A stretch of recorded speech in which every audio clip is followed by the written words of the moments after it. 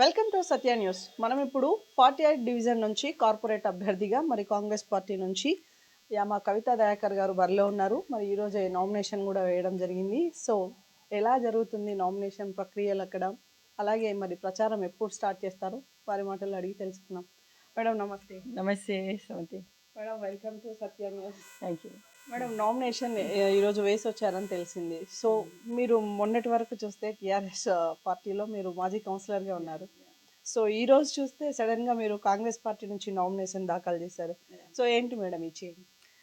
ఇప్పుడు ప్రజలు ఏం కోరుకుంటారో అదే, ప్రజల అవసరాల కొద్దీ ప్రజల క్షేమం కోరి ప్రజల కోసం మనం పనిచేయాలనేదే ఉద్దేశం. అందుకే చేంజ్ అంతే. సో ఈరోజు నామినేషన్ దాఖలు చేసి వచ్చారు. సో మరి బీఫామ్ మీరు అందుకున్నారా? బీఫామ్ వాళ్ళు పంపిస్తా అని చెప్పేశారు, అక్కడ వాళ్ళే ఇస్తారంట. సో మరి మీరు ప్రచారం ఎప్పుడు స్టార్ట్ చేస్తారు, బరిలోకి ఎప్పుడు దిగుతారు? ఇంకా ప్రచారం అంటే మేము ఇంటింటికి ప్రస్తుతం 2 days నుంచి అయితే ఇంటింటికి నేను సారు వెళ్ళేసి అందరినీ కలుస్తూ ఉన్నాము. రేపు రేపు ఆర్ ఎల్లుండన్నా అందరంతో కలిసి ప్రచారానికి వెళ్తాం.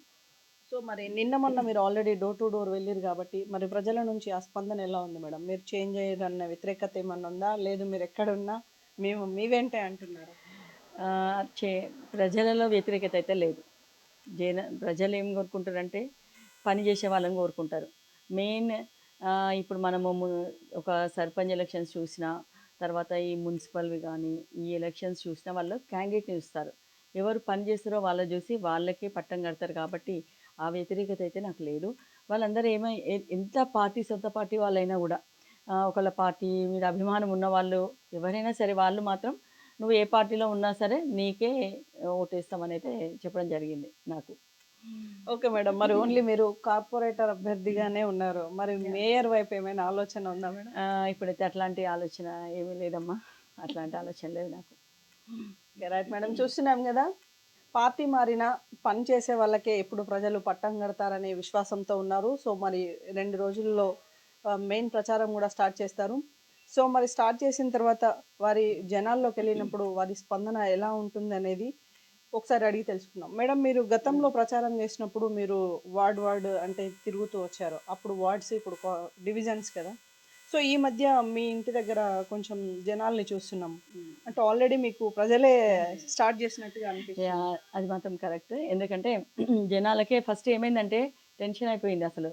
వాళ్ళే అసలు మా కవిత మేడం నిలబడదా అని ఫస్ట్, తర్వాత ఏ పార్టీ నుంచి నిలబడుతుందా అంటే వాళ్ళకే ఒక రకమైన టెన్షన్ వచ్చింది. మా మేడం నిలబడాలి, మా మేడం ఖచ్చితంగా పోటీ చేయాలి, ఏ పార్టీతో మాకు సంబంధం లేదు, వాళ్ళు ఇండిపెండెంట్గా చేసినా కూడా మేము వాళ్ళకి సపోర్ట్ అని అయితే చెప్పడం జరిగింది. అట్లా వచ్చి కూడా మాకు చెప్పిండ్రు జనాలు. సో ఎందుకంటే ఈరోజు మనము ప్రజల్లో చూస్తున్నాం, ఈరోజు మేము 70% ఆఫ్ పీపుల్కి మనము ఒక మున్సిపాలిటీ మట్టిది చెత్త తీయడం అని కాదు, మోరీలు తీయడం అనే కాదు, ఈరోజు వాళ్ళకు సదా సేవలో ఉన్నాం మేము. ఈరోజు 1 year ఆల్మోస్ట్ 1 year నా పీరియడ్ కూడా అయిపోయింది. అయినా కూడా ఓన్లీ అఫీషియల్గా నేను అయిపోయింది, కానీ అది మొత్తం కంటిన్యూగా వాళ్ళకి సేవలు అందిస్తూనే ఉన్నాం మేము. అందుకని ఎప్పుడు ప్రజలనే ఉన్నాము. ప్రజల హృదయాన్ని అయితే మేము గెలుచుకున్న ప్రజల హృదయాలని. అందుకే మేము కూడా వాళ్ళని మళ్ళొకసారైనా కూడా మేము అప్పీల్ చేస్తున్నాం. మాకు మరొకసారి అవకాశాన్ని ఇవ్వండి అని చెప్పేసి కూడా వాళ్ళు కూడా అంత బాగా రెస్పాన్స్ అయితే ఉన్నది. Okay, thank you madam.